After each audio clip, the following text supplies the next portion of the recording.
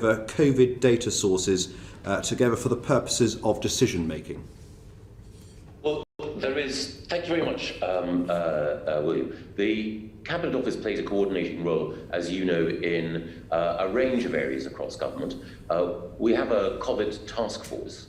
That task force ensures both that when the COVID-O, the Operations Subcommittee of the Cabinet that deals with COVID-related decision-making meets, that the appropriate data is provided for that decision-making body. And it is also the case that talented Cabinet Office civil servants help to compile the dashboard that provides people with a daily update on the progress of our fight against the disease. Thank you. And we're grateful as a committee for your reply, which we received today to the letter from the 27th of November, asking a variety of questions. So just fleshing some of those matters out further. Witnesses to our inquiry on COVID data have told us that the data is fragmented and there isn't an integrated COVID surveillance system. Is that a fair criticism?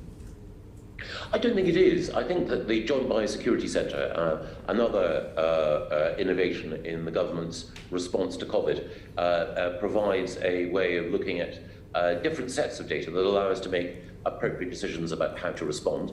But it's also the case that the public data about the instance of the virus and indeed more broadly about how the NHS is responding is there to enable people, most of course, importantly, parliamentarians, to challenge the government on its decision making. Thank you. And just in terms of that, overcoming the fragmentation, you mentioned the role that Cabinet Office has in doing that. Is it not easier, rather than overcoming that fragmentation, to try and draw it together into a much more central source? Well, again, there are different ways of judging how effectively this government or any government is responding to the pandemic. One of the most useful ways, of course, of looking at what's happening is looking by lower-tier local authority at the incidence of the virus. So anyone can look up to see whether it's in Manchester or in Surrey Heath, exactly what the current instance is, and that of course informs all sorts of judgments made not just by the NHS locally, but also of course by government when it comes to questions about tiers and restrictions. But it's also the case that data is published by the ONS, data is published by the NHS, and at different times people will see patterns in that data, signals amidst the broader noise, which will enable them to make judgments about whether or not the right response is being delivered. And indeed, on the issue of tiering, clearly there's a national command structure and decisions are ultimately made by the Prime Minister. Is this decision-making disconnected from the data? Indeed, is there some subjectivity in how tiering decisions are made? I think it's a case that there is always an exercise of discretion, but the decision-making is driven by the data. So we look at the instance of the virus, we also look at the pressure on the NHS, and we make a judgment about how effective tiering mechanisms have been. A similar, though not identical, process is carried out, of course, by leaders in the devolved administrations. So the First Minister of Scotland will make a judgment about whether or not, for example, Edinburgh should be in an appropriate tier, looking both at the rate of the virus, the rate of incidence of the virus, potential doubling times if the R rate is above 1, and also the NHS's broader resilience. And so ultimately, who can the public hold to account for those tiering decisions and the use of data to justify them? I think the public can always hold the government to account and can challenge. And one of the areas, again, I know that was an area of contention and concern was a decision to put all of Kent into Tier 3. But we've seen the instance of the virus in Kent, particularly but not exclusively in North Kent, also put pressure on NHS capacity elsewhere in Kent. And again, we'll have an opportunity next week to review the existing tiers in which different parts of the country sit. But there is, and I think there was in Parliament, a well-informed and thoughtful debate about where the government had drawn the line. And in those tiering review decisions next week, will local authorities be dealt with individually or indeed as wider counties or combined authorities? Is there a chance of decoupling, so to speak?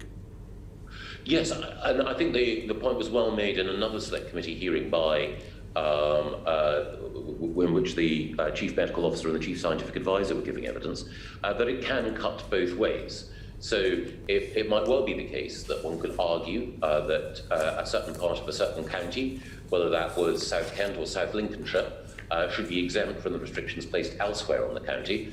But it might also be the case that, for example, one might want to see Greater Manchester move in its entirety out of its current tier.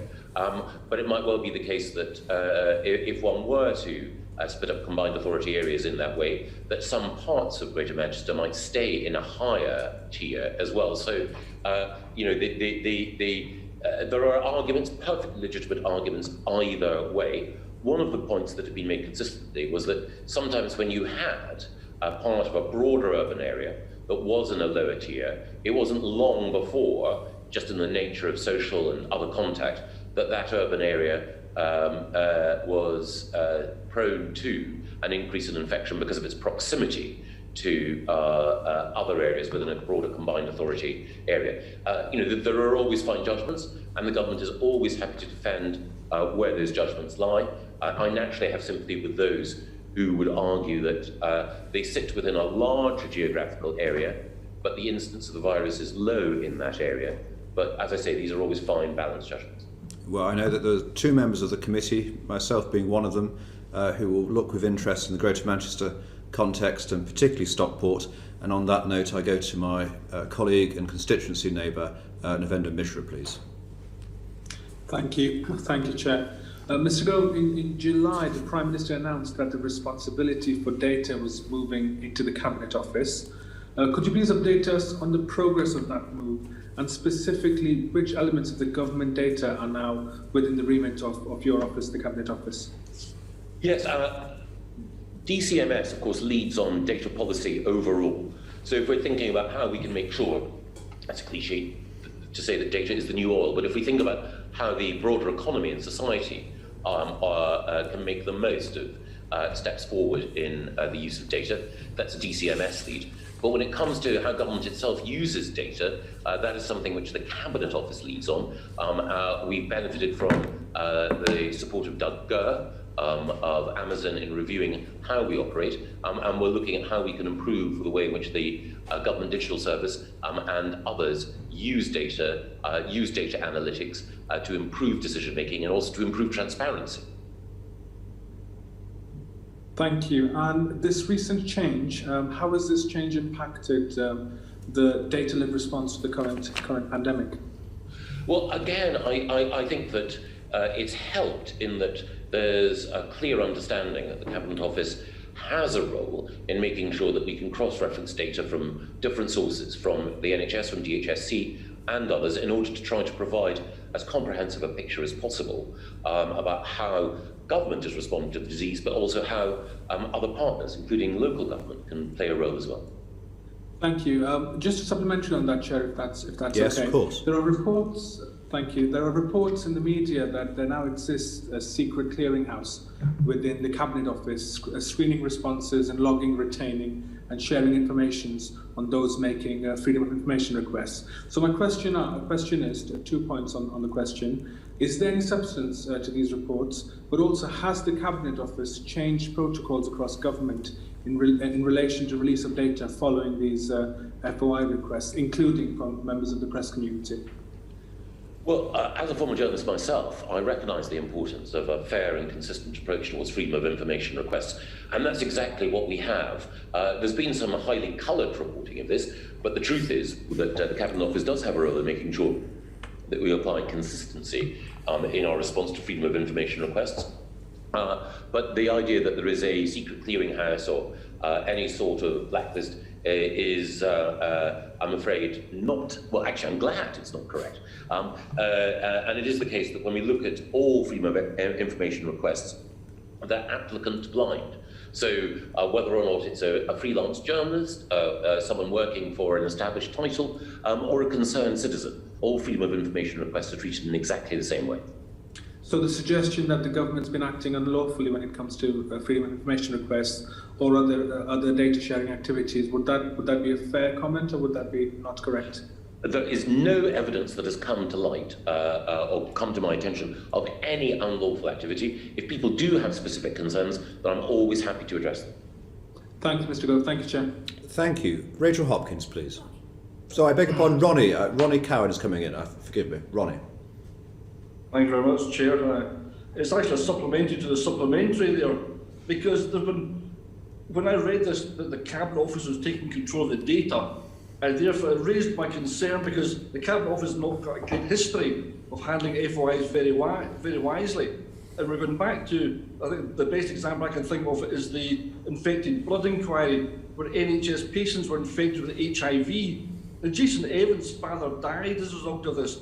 He put an FOI into Treasury. The Treasury were happy to answer it, but it got passed into, you don't want to call it a clearinghouse, but it got passed into the Cabinet Office. There was a 5-month delay before he got his answer.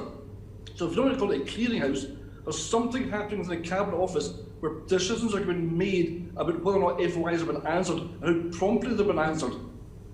Is that going to be a situation through COVID-19 inquiries as well? No. So why was that a problem with the infected bloods? Well, again, the point I made earlier is that the Cabinet Office is there to ensure a consistency in the treatment of freedom of information applications, but these decisions don't go anywhere near ministers. So who's making the decision as to whether or not an FOI gets answered? It is the case that obviously there are different officials in different government departments that receive freedom of information requests, and then the Cabinet Office is responsible for making sure that there is a consistent response. So why is the Treasury not answering its own FOIs? Well, the Treasury will have access to information about its operation, as all government departments will, but we simply ensure that there is a consistent approach across government. So you dispute the fact that the Cabinet Office Clearinghouse have actively discouraged the release of sensitive information?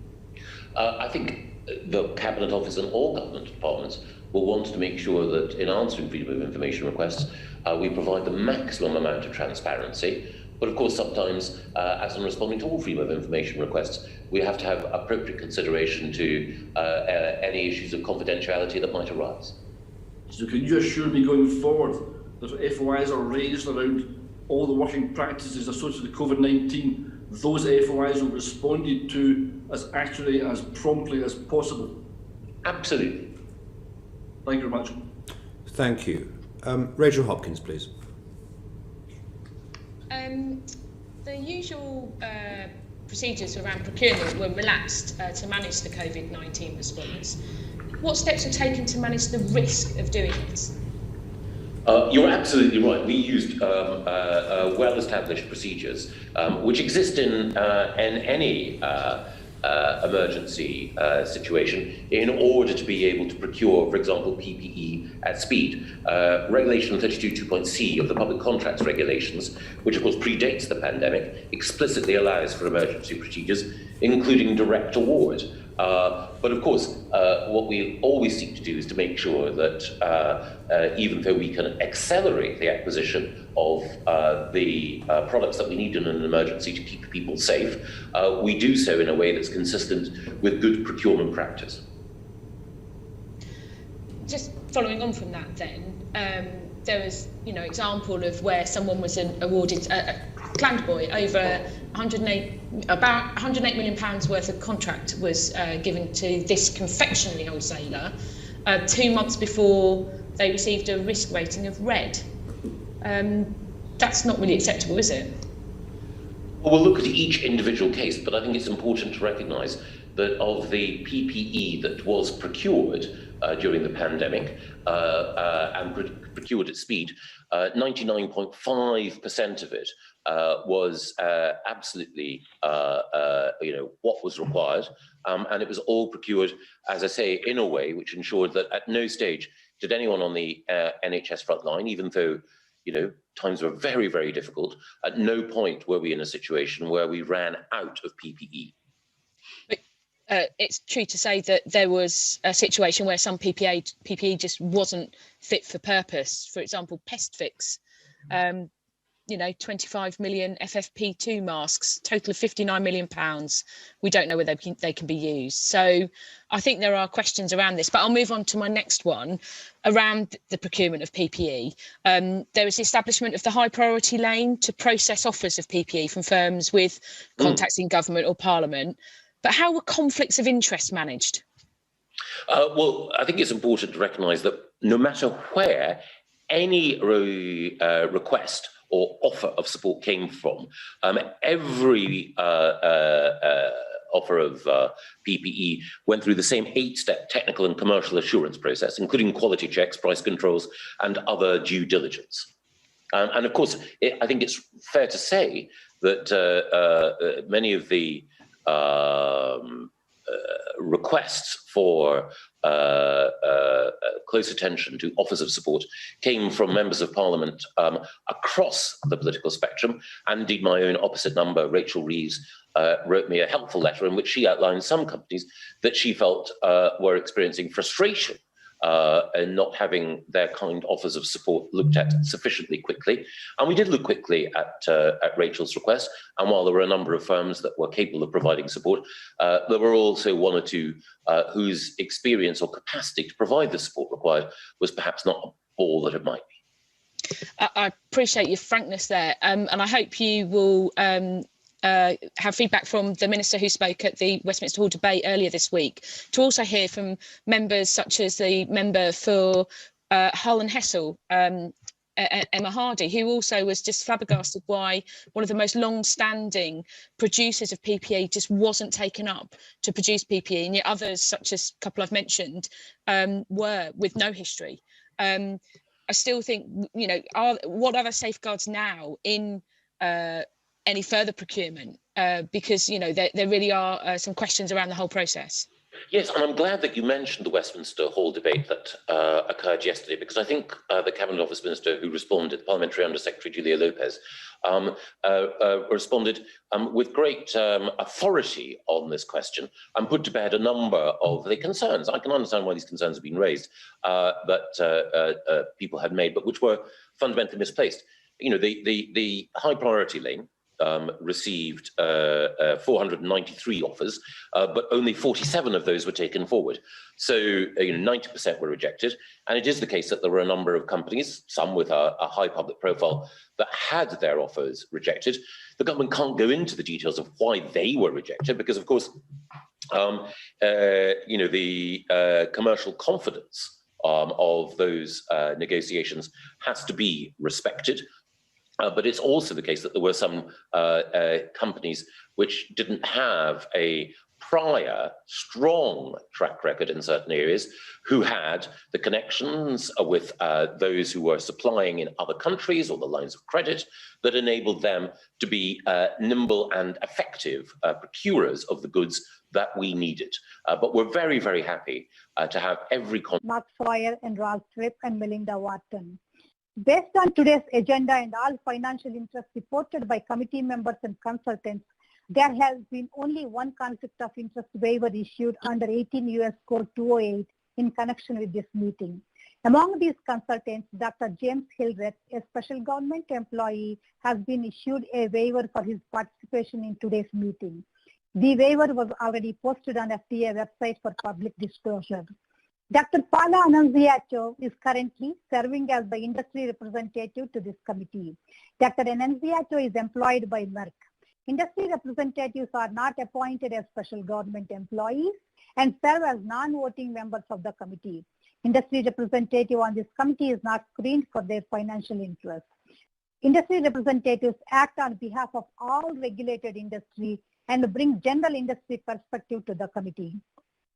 Mr. Sheldon. There are many Labour MPs who will, and indeed Liberal Democrat or Scottish National or others, who will have good businesses in their constituency, and it is a absolute right of members of Parliament to stand up for businesses in their constituency and to make sure that ministers buck their act up. And the whole point about the approach that we were taking was to make sure that offers of PPE could be followed up as rapidly as possible. And as I mentioned, my opposite number wrote me a helpful letter setting out some companies that she felt it was an absolute priority for us to look at. And as I pointed out, one or two of those companies were not best placed to help us, but the letter was nevertheless an honest and sincere effort to help us in a national crisis. Yes. Tom Randall, please. Thank you, Chairman.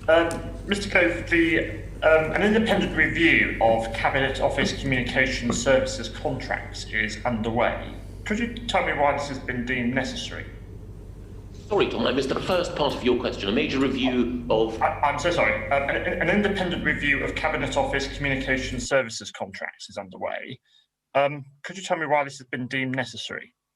Well, if you're referring to the particular challenges that we faced during the course of the pandemic, I think it is the case that we asked the non-executive director of another government department to look at that in order to provide assurance, and that report, the Boardman report, is now published, so parliamentary colleagues and others can look at the recommendations that were made. And it reflects, I think, on the point that Rachel made. We were operating at speed.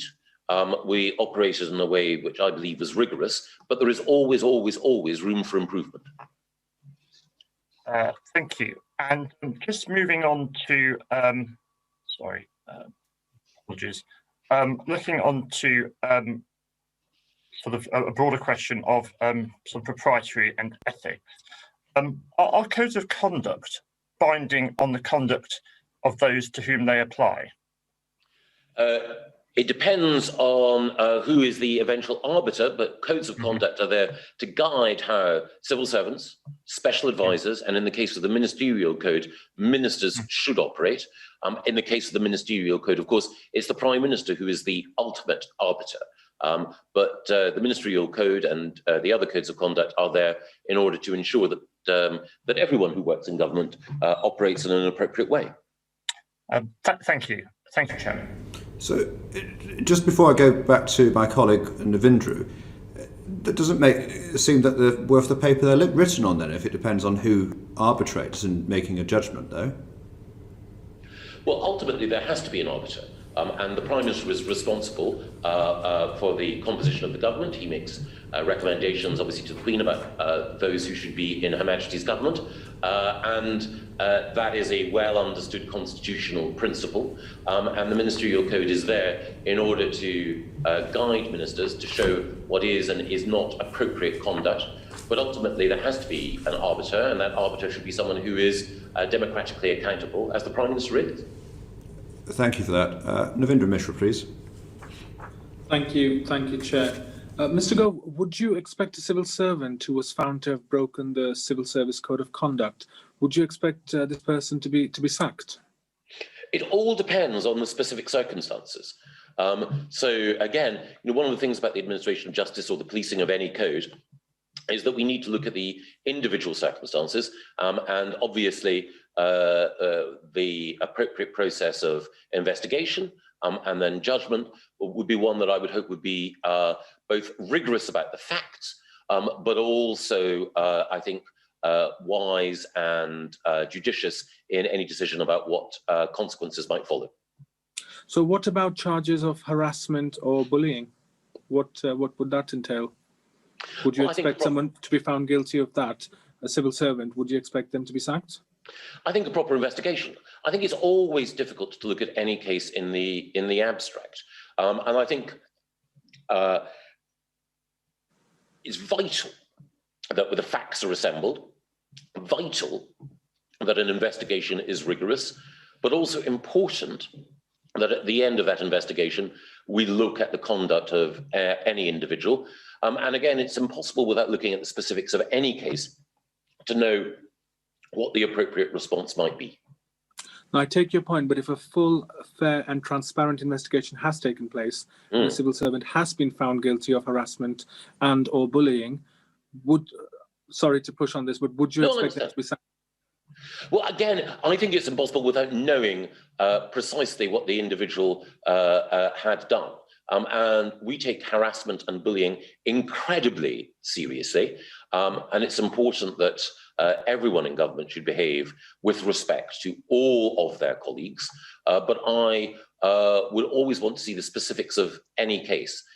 When I was a young reporter, I was always told that you could only ever judge whether or not a judgment in court was right if you'd sat through all the evidence and you had an opportunity to see how the judge made or the jury made their decision. So I think it's important in this case to recognise that we need to be in possession of all of the information in any individual case. General rules are very helpful as a guide to conduct, but the specifics of any case matter hugely. Thank you, Mr. Gove. My final question is, could you tell the committee about steps that are being taken to monitor the number of grievances brought forward by civil servants following allegations, such allegations as bullying, harassment, both within the Cabinet Office itself, but also broadly across the different various government departments, please?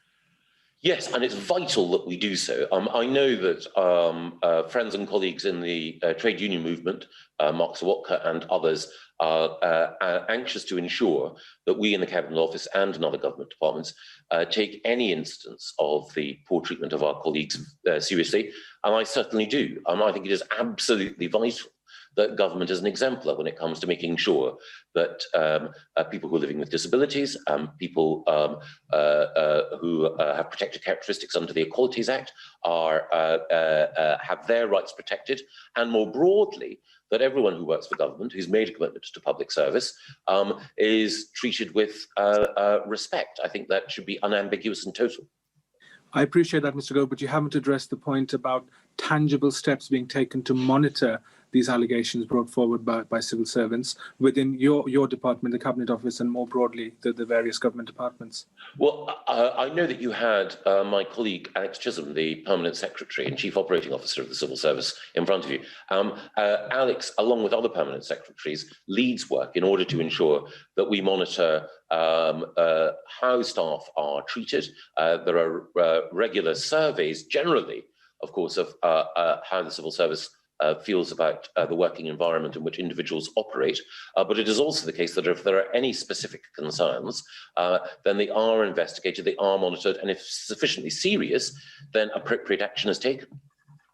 Thank you. Thank you, Mr. Gove. Thank you, Chair. Cowan, please. Yeah, Mr. Gove, there's a range of sanctions available for breaches of MPs' code of conduct. Lord Evans, the chair of the Committee on Standards in Public Life, told this committee recently that he thought that a range of sanctions should also be available for breaches of ministerial code. Do you agree, or is it resignation or dismissal? I think that's a matter for the Prime Minister. Why? Enlighten me. Because he's the man who's, or woman, who's in charge of the ministerial code. I think you'll find he's a man.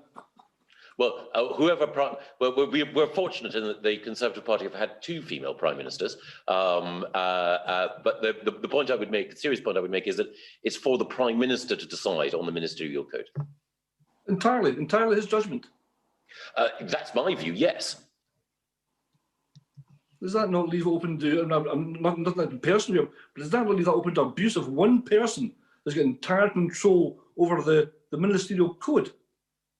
No, I think that the Prime Minister is democratically accountable. I'm a great believer in democratic accountability, and I think that while it's always helpful to have boards or committees which can provide advice, and always very helpful to have people of independence who can conduct investigations. Ultimately, these decisions in our constitution should be taken by people who are democratically accountable. Okay, but the judge and jury on whether or not this is the right decision should be the electorate. Okay, but to go back to the question then, to say there's only sanctions that can be taken under ministerial code is if someone's dismissed or resigned. You've not got any opinion on that? I think it's the Prime Minister. It should be the Prime Minister's decision. I'm asking your opinion. That is my opinion. I think the Prime Minister should decide. Well, if and I'm sure it's not in too far into the future, you become Prime Minister, would you still stand by that? Mercifully, there's a zero chance of that happening.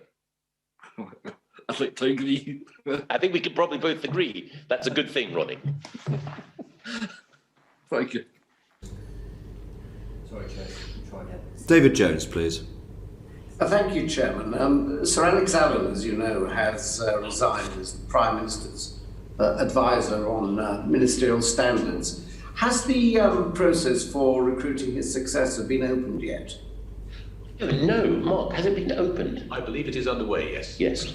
And is it an open competition? I believe so. I think it will be a process that will be overseen by the Civil Service Commission. Well, it's not within the code for public appointments, so I think it's a personal appointment of the Prime Minister. Oh, forgive me. Personal appointment of the Prime Minister. So it isn't within the code for public appointments? That's right. Has that always been the case? Yes, it has. Okay. Thank you very much.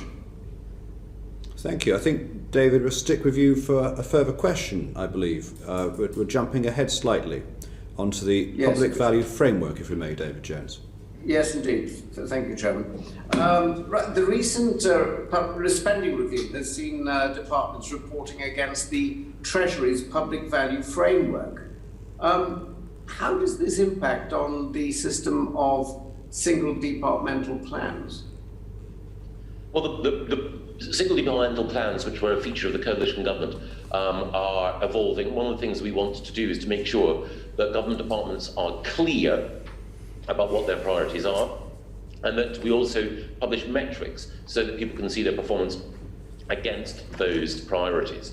Single departmental plans have been a very useful tool, but I think it's also right that we should know what the clear top priorities of every government department are, so that we can ensure that there is focus, particularly on delivering the manifesto pledges that the government has. Forgive me, the public value framework establishes targets for individual departments, whereas the single departmental framework, single departmental plans sets out goals. In the case of the Cabinet Office, they are similar, but they are slightly different too. Is that the cause of any confusion in any way? It's a refinement, and I think it's important that, for example, one of the things that has changed over time is that the Cabinet Office has assumed additional responsibilities during the course of the COVID crisis, and I think it's important that we should be held to account for those. And also the Cabinet Office has some additional responsibilities that relate to making sure that our relationship with the devolved administrations works well. And I think it's only right that that should be reflected appropriately too. Are there any processes in place to ensure consistency between the single departmental plans on the one hand and the public value framework on the other? Yes, there is work between the Cabinet Office and the Treasury, and we have a joint Cabinet Office Treasury Minister, Lord Agnew.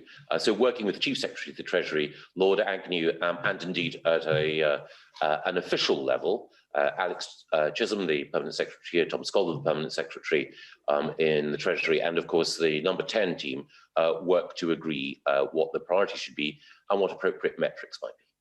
So does that obviate any suggestion that there might be confused priorities? Well, there's always a risk that if you have a set of priorities, that you require additional political leadership in order to make it clear what at any given time is the top priority and what are other areas of very important focus, and then those issues which, while important, are lower priority. And the whole aim of the approach from the spending review is to focus attention on those things which are truly top priority in the context, in particular, of delivering on manifesto promises. Thank you. I was just about to ask you a question. I was keen to ask about churn in departments, but sadly I have to go and vote. So perhaps David Mundell could ask question 14, and I shall be back. Thank you, David. Yes, I will, Michael. I will assume this virtual acting chairmanship momentarily. And what Mr. Jones was going to ask you was that you previously had highlighted to the committee the problem of churn in the civil service. How worried are you that the pay freeze announced in the spending review will exacerbate the problem, and what steps are you taking to mitigate this? I don't think that the pay freeze per se exacerbates the problem. I think it has to be looked at in the broader context, as we know, of the very difficult economic times through which we're living, and in particular the challenges that so many in the private sector face as well. So if one's looking at it purely in terms of pay and rewards, then one needs to look at the broader labour market. I think the real challenge is to make sure that we can provide appropriate reward for civil servants at every stage in their career, and also ensure, as we discussed in the past, that people can be promoted in post, so that expertise stays where it's best capable of being deployed, but also that we ensure that the overall working environment in the civil service is better. That touches on some of the points that we were discussing earlier to do with the general respect given to colleagues in a working environment, but it also touches on some very basic bread and butter issues, like making sure that people have the chance to get rid of legacy IT that doesn't work, and that they have up-to-date IT, which makes sure that they can do an effective job in an efficient way. Okay. Lloyd, I think you have question 15, which is the next question. So I was going to suggest that you asked question 15 and 17, and the chair, when he returns, can ask question 16. Exactly. I think that's what the plan was. Look, I just want to come in on the churn issue before I get to 15. I mean, churn has increased by 9%. In the civil service. Are you really saying that it's because IT wasn't updated and the general job market has increased churn? Is that the real reasons that it is increased by 9%? Because it would seem to me more likely that pay has been frozen and there's been a real pay cut by £2,000 in that period. That is, has there been any research on the analysis of why people are leaving in larger numbers? Well, it is, like so many phenomena, multifactorial.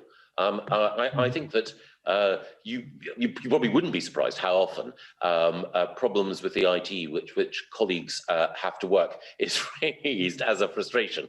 But I don't think it's a reason why people will. With IT have been over many governments, and you're telling me gets IT right, do they? Yes. But no, I think there are many reasons, and I suppose the point I was making to David is that we're entering tough economic times, and I don't want to make sort of any generalizations, but I think it's particularly tough for many in the private sector. So if we're looking at pay overall in terms of recruitment and retention, I think we need to look at the broader economic picture. But prior, of course, to COVID, you're quite right to say that there was a level of churn, and I'm very, very interested in the reasons why people have left the civil service and also why people have moved from the civil service.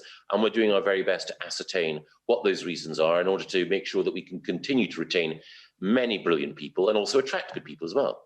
Exactly. I mean, and pay will be one of those factors. I mean, 1 in 5 at HMRC are paid at the minimum wage, so you can't get lower paid in the private sector than 1 in 5 of our colleagues. This is the agency that is included in enforcing the minimum wage, and the people are being paid it themselves, so they see the real impact of it. I want to move on to civil service reform. In September, you told us that civil service reform, a change in something, and change in how the civil service work is something you want to do with the civil service and not to the civil service. So 2 points on that. The first one, I wonder if you can answer, has that been made harder since the Prime Minister has dismissed the findings around bullying and behaviour by ministers?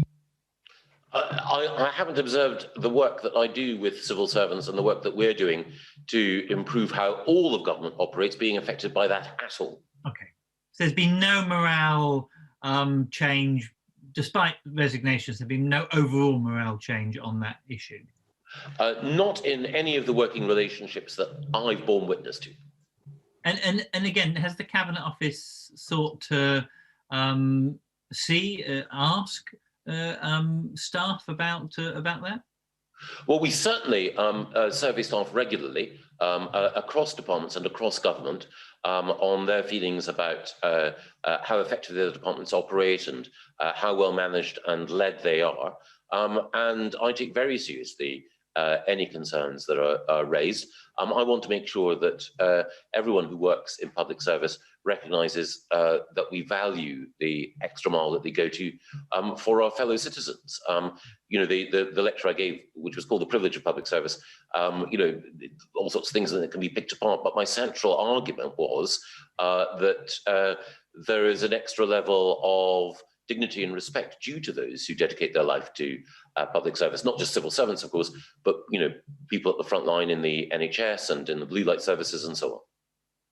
I mean, if we're going to talk about dignity and respect and pay, of course, for civil servants, and your commitment to really reform the civil service to make it more efficient, which I think we all welcome, is there not a case to end the farcical situation whereby there are 200 separate bargaining units resulting in anomalous and inconsistent rates of pay, terms and conditions, management structures, even complaint structures in each different department, and return to a system of national collective bargaining or a nationally set wages within certain parameters, and therefore to mean that departments can focus on what they're meant to be doing and not on HR negotiations every 5 minutes?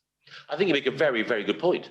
I think it is the case that trying to tackle some of the balkanisation of the process of pay, reward, recruitment, and so on, creating what's been called in a vogue phrase one civil service, I think it's a very, very good thing. I think we also have to recognise that one will naturally want to pay more for certain roles in certain locations. So, you know, exactly. And in which case we're not arguing at all, we're agreeing. But we have a kind of national pay structure for teachers and for other kind of professions, and so we should be able to try and manage to do so. And I think the union's very keen and on board with that, and I hope discussions are progressing rather than being said. Now, finally, you're one of the loudest critics, but also champions of the civil service in government. What do you think the impact of Dominic Cummings in terms of the government civil service reform agenda had? Did it kind of make civil servants feel that they wanted to engage with you on that reform agenda, or did it make them not? Well, I can't speak for everyone, but I think the case was best made by Sir Mark Sedwill when he appeared in front of the committee. And Sir Mark said that, well, he wouldn't necessarily have expressed himself quite in the way that Dominic had, that many of Dominic's commentaries about how government overall could improve were ones with which he had more than a measure of sympathy. And I think it's also fair to say that while Dominic was critical of how government operated, he saved his strongest criticisms for politicians, not for civil servants. And as you know, having worked alongside Dominic in the Department for Education, while he's not everyone's cup of tea, it was the case that I saw that he had a very good relationship with lots of civil servants, which reflected their shared sense of mission. So, as I say, not everyone will necessarily have approved of everything that he said, but anyway, I'm a fan. You're a fan of some of the stuff that he said around the civil service. Do you not think? I'm a fan of Dominic overall. Again, one of the things is that I've had one or two disagreements with him over the years, but an awful lot of nonsense has been written about him, and I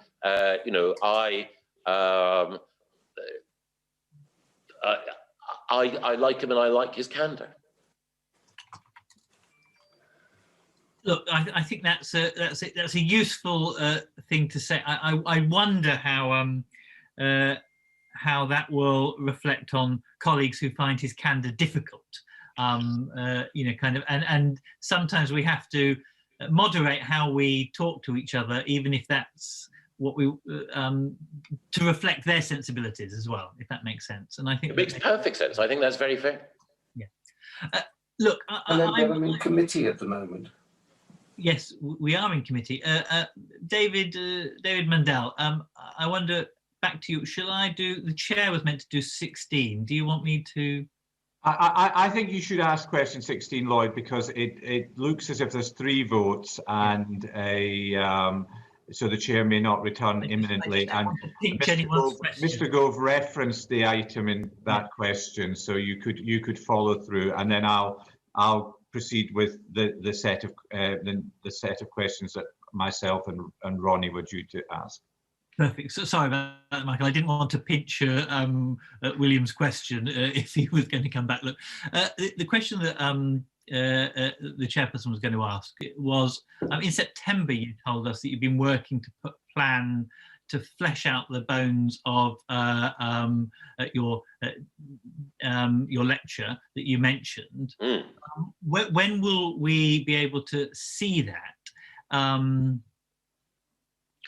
We're doing bit by bit. We'll be saying much more about our proposals for improving the training and education of both new arrivals and also the provision of additional skills for existing civil servants in the course of the next couple of months. And we'll also be saying more about Places for Growth, which is the sort of catch-all name that we've given to the relocation of significant roles and parts of government outside London. And we're also, I hope, going to be publishing a short but helpful overview paper in the new year. Has Lord Maud completed his review? Yes, he has. And what we want to do is to publish Lord Maud's work alongside Doug Gurr's work that I referenced earlier.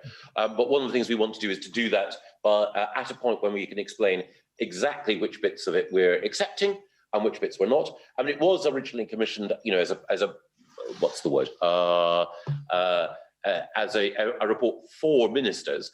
But we think it would be helpful to publish it, and then, as I say, to provide a sort of gloss on why we agree with bits of it, but well, almost all of it actually, but why there are one or two other areas where we won't be carrying forward as recommendations.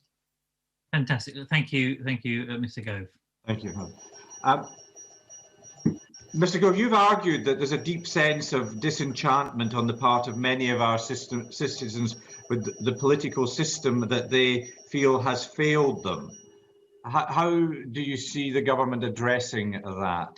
It's a massive issue, and I think that there are lots of different ways in which we need to address it. So the first thing, of course, is making sure that we deliver public services effectively. So it's the bread and butter task that all of us in government have of making sure that the operation of the NHS, schools, and so on improves.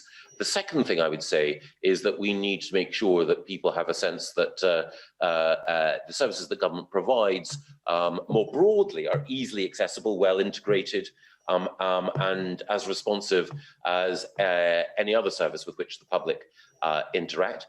I think the third thing, also, it's a broader thing, is recognizing that there are some particular challenges that we're facing, as all governments in developed nations are facing at the moment, that sharpen some of the divides in our society. So COVID has been an uncomfortable reminder of some inequalities in our society, but it's also the case that some of the technological changes that will affect the world of work will sharpen some divides in our society, and government needs to show that it recognises how those potentially wrenching technological changes will affect the lives of many people. The other thing, again, without wanting to stay to go on forever, is that what we've thought of as globalisation over the course of the last 2 decades has increased prosperity overall. But it has also meant that some of the overlooked families and undervalued communities of our country have felt left behind with good reason. And that's why the government's agenda of levelling up is so important. There's a great book, I haven't read it all yet, I've just read a bit of it, by David Goodhart called Head, Heart, Hand, just out. It makes the point that, you know, over the course of the last few years, there have been many people in this country who felt that decisions have been taken in the interests of the already well-off and well-connected, and that we need to do more to reconnect with everyone. Final thing I would say is I was watching, perhaps I shouldn't have been, an interview with Tony Benn from the 1975 EU referendum. And Tony Benn made this very important point. He said, you know, the most important thing is the vote. There are people who will have wealth and connections who will be able to influence government, but the one thing that everyone has is the vote as a way of making sure that government responds. And I think that quintessential argument about democratic accountability, which we touched on earlier, is really important. So it's making clear that people's votes do determine the shape and the future of this country. And do those answers imply, though, that you think that the current constitutional arrangements in the UK are fit for purpose and they are not a major part of the disenchantment? Well, I think we do need to look at every part of our constitution to make sure that it is fit for purpose as well. It won't surprise you, or indeed Ronnie, to know that I'm a strong supporter of the principle that the different parts of the United Kingdom are stronger together.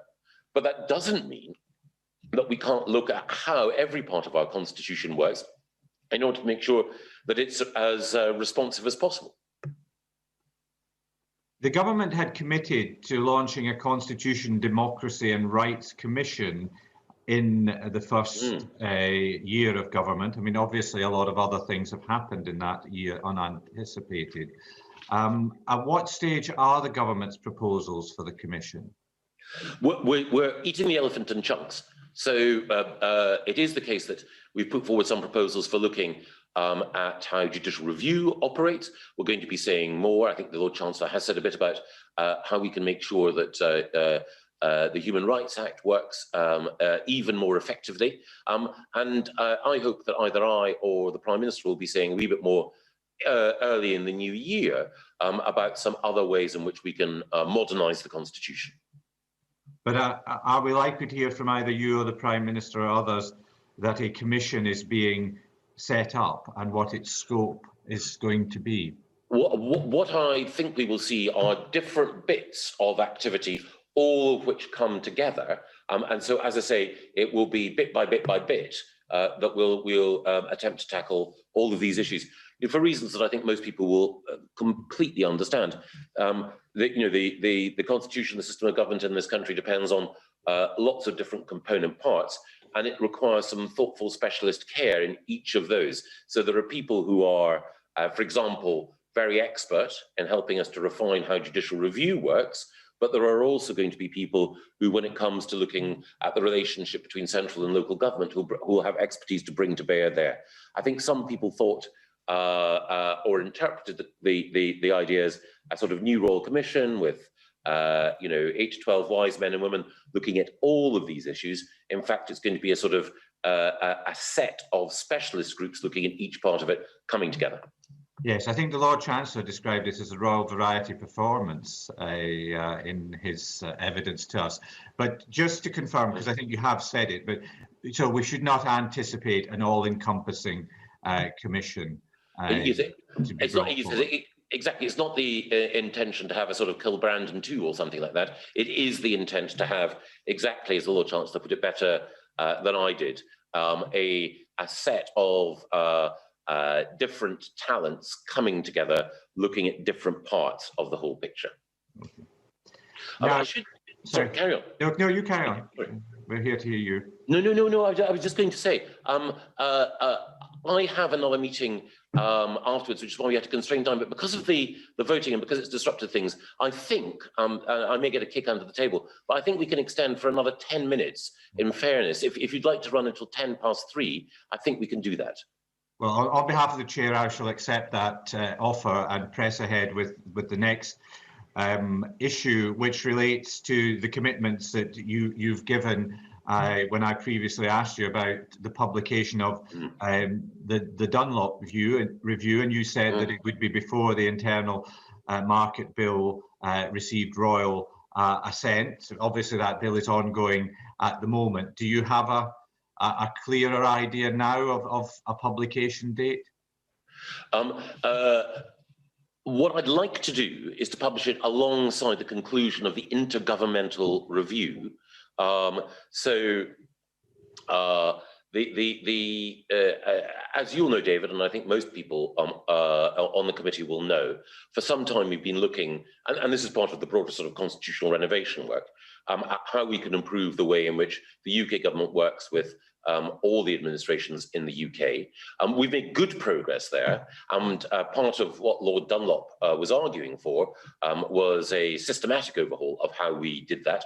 What I'd really like to do is to publish Andrew's report alongside the conclusion of our work there, but that depends on me being able to reassure the governments and the devolved administrations that we've got a seaworthy set of arrangements. But one of the things that we can reflect on is whether or not it's better, if we can't get that perfect agreement before the end of the year, to publish Andrew's report to explain what we've done so far, and also to explain the ongoing work that we're undertaking in order to complete and finish all of his recommendations. Well, obviously only speaking for myself, but I mean, I think the scenario you set out is the optimum one of publicising his report along with the IGR. But if you are not able to do that, then I think it would be very helpful that you were able to publish his report before the end of the year, so that it can be looked at in a reflective way before, for example, within the Scottish scenario, and indeed the Welsh scenario as well, that we end up in an electoral mode, which may not allow for the sort of reflection that's required. I completely understood. You've also, so I think that has concluded the issues I wanted to raise. I think the chairman maybe had said at the start, but I wanted to be clear that there is a proposal that once the Dunlop report had been published, and indeed the intergovernmental review, if that is possible, that this committee, the Scottish Affairs Committee, Welsh Affairs Committee and the Northern Ireland Affairs Committee would come together in some form, and would hope that you would be able to appear before that joint committee to discuss the issues raised. The more that Scotland, Wales, Northern Ireland and Westminster work closely together, the happier I am. Indeed, and me too. But here is someone who may not be so happy in that regard, but will, I'm sure, ask constructively the questions that have been assigned to him. Probably the worst introduction ever. But I do have a serious question in this, because the Dunlop review has been sitting locked away somewhere for some considerable time. I know members of this committee are allowed to go and read it if they wish to do so. Obviously, they can't write things down, they can't take photographs, the usual caveats. Well, I'm up here in Scotland, I can't travel to London. I can't travel to my constituency right now, so I can't get access to that report. Fortunately, I've got members of this committee who can do this. I'd like to do it myself. But as far as I know, the Scottish Affairs Select Committee don't have access to the Dunlop review either. Is that a situation? And if so, can you justify that? Well, my understanding is that we are giving Select Committee chairs an opportunity to read the report. I think that's the case. If it's the case that there's any Select Committee chair who hasn't had that chance, then I'll get back to you. You'll get back. Thank you. No, absolutely. Yeah. The thing I would say is that it's not the case that the Dunlop report is like the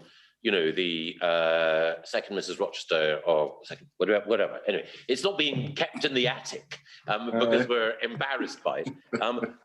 It's a great report, but what we wanted to do, I hope I mentioned this in reflection with David, is that we want to, as well as the recipe, we want to have the cake alongside. Well, so, enough. We want in proper Nigella fashion to show that we've baked the cake that we've been asked to. Right now we're starving.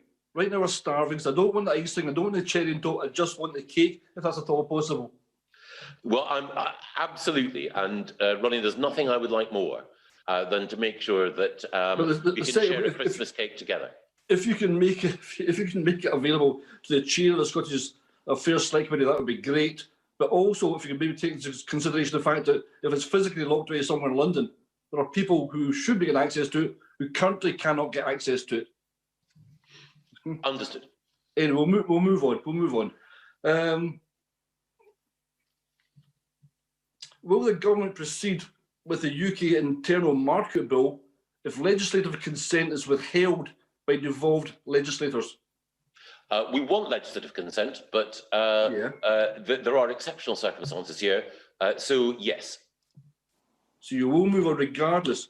You'll disregard the fact that the Scottish or the devolved parliaments will not give you consent, and you'll carry on regardless.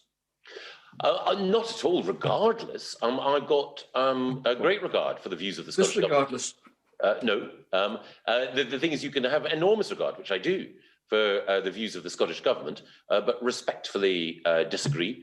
And one of the points about the principle we have here is that we don't normally legislate without legislative consent motions, of course, and we work hard in order to secure them. And I'm grateful to our colleagues in the Scottish Parliament who work hard to frame them. But there are certain exceptional circumstances, and leaving the European Union is one such, when we may need to legislate without necessarily having an LCM. But there's been very good working with colleagues in the devolved administrations, particularly but not exclusively the Welsh Government, in order to ensure that concerns and hopes that have been expressed about the UK Internal Market Bill can be incorporated into the finished product. So if you've consulted, you're ultimately going to say, we're going to disregard your views on this. Where does that leave the Sewell Convention? Well, the whole point about the Sewell Convention is A, it's a convention, and B, it says that the UK government won't normally legislate without LCM. That it doesn't say the UK government should never legislate without an LCM. The whole point about the Sewell Convention is that sometimes it envisages circumstances in which the UK government will inevitably legislate without an LCM, but that should be by exception. So, I mean, you absolutely nailed it. The word normally is the key to that entire convention. In fact, it's a convention, it's not what the paper is written on. This is another example of when we've tried to, or at one level, we've listened to devolved powers, and ultimately, the UK Parliament is going to reign supreme, regardless. Well, the thing is that normal means customary or usual. It doesn't mean at all times. Normally, Aberdeen could be expected to beat Kilmarnock, St Mirren or St Johnstone. They don't always.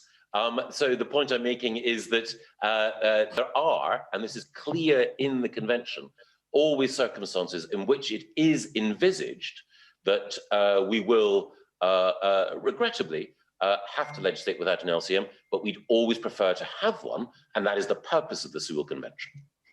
So the purpose of the Sewell Convention is what? That to recognise that there will be exceptional circumstances where we may legislate without an LCM. As I say, not normally means there will be times. So, you know, there will be occasions.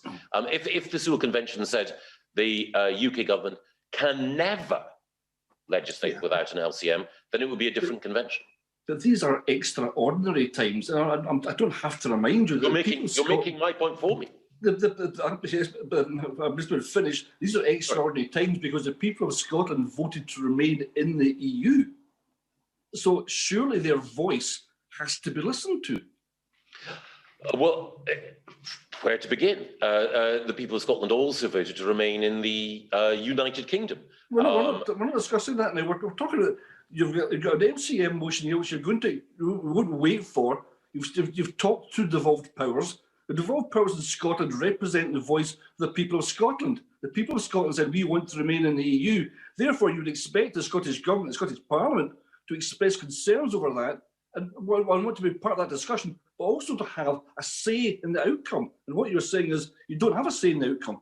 Oh, yes, absolutely. The Scottish Government does have a say in the outcome through the JMCEN and a number of other fora. And indeed, Scottish electors have a say in the outcome because they send superb members of Parliament, such as yourself, to Westminster. The point I would make is that one can't pick and choose referenda results. The people of Scotland had a referendum in which they voted to stay in the United Kingdom. This is about legislative consent. The people of the United Kingdom had a referendum in which they voted to leave the European Union. And encapsulated in that, what you were saying is that the majority of the population, 62% of the population of Scotland who voted to remain, that gets superseded by a majority of people in England saying otherwise. No, I say that we operate as one United Kingdom. The point I would also make is that I think it is the case that between a third and a 40% of SNP voters voted to leave the European Union. How do you know that? How do you know that? Well, I think it is the case on the basis of looking at where votes were cast. But let's say it's only 20%. Let's assume that for a moment. I'll develop my point. How many? Okay, 20% of SNP voters voted to leave the European Union. How many SNP MPs in Westminster reflect that view? How many SNP MSPs reflect that view? The Admirable Alec Neil reflects that view, great man that he is. There aren't others. If we're talking about effective representation, then what about all those SNP voters who voted to leave? Who is speaking for them beyond Alec Neil and I think Jim Sillars?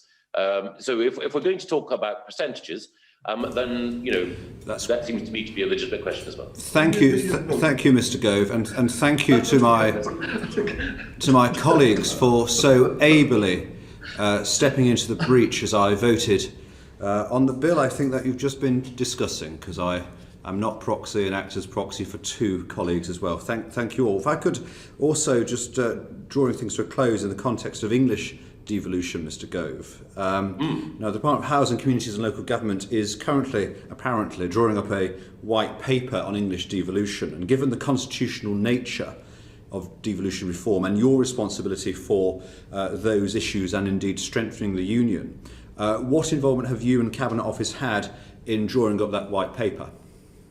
The pen holder and the leader on this is, of course, the Secretary of State at MHCLG, but Rob Jenrick and I regularly about these issues, and there is a Cabinet subcommittee that deals explicitly with some of these devolution and constitutional issues, and Rob and also the Territorial Secretaries of State and I often discuss these issues.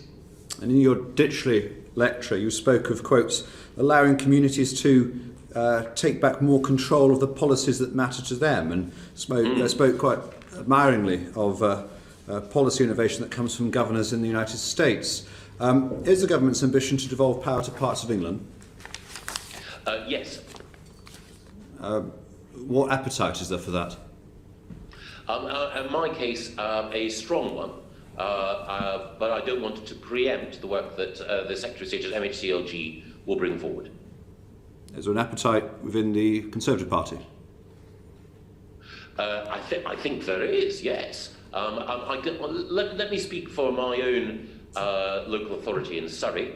I know that we have an excellent leader, Tim Oliver, and I know that Tim has some very well worked out plans for making sure that at any appropriate local government reform that he can exercise a greater degree of responsiveness. But again, one of the whole points about the glory of England is that we have different strokes for different folks. And the success of Ben Houchen and Andy Street shows that the right approach for both Tees Valley and for Deeside and the West Midlands can be a strong combined authority. But again, in other parts of the country, a different approach is appropriate. And how would you describe the government's long-term vision for how such devolution should operate within the UK? Organic. Could you describe the organic qualities it would need to possess? Again, I think it's one of the sort of basic, I think, Tory principles is that out of the crooked timber of humanity, no straight thing was ever made. And I think that we recognise that you need to have different approaches in different parts of the United Kingdom. That's the first thing. And also potentially different approaches within England. As I say, combined authority mayors are right in some circumstances. Some of those combined authorities will assume responsibilities that others won't. In some cases, you'll have very effective unitary authorities. In other cases, not. I think the appropriate thing is to recognise that what is right for London might be slightly different from what is right for Greater Manchester, and that will certainly be different for what is right for Devon or for Surrey. Well, thank you. We'll conclude our meeting there, Mr. Gove. Thank you very much for your attendance this afternoon. We are looking forward to having you in the new year at greater length, because we feel deprived of you sometimes as a committee, and I know that you would wish to satisfy that urge we have to see you more. But in the meantime, can I wish you a Merry Christmas amongst everything else that you're involved with at the moment, and thank colleagues and the team here for facilitating the meeting. Order, order.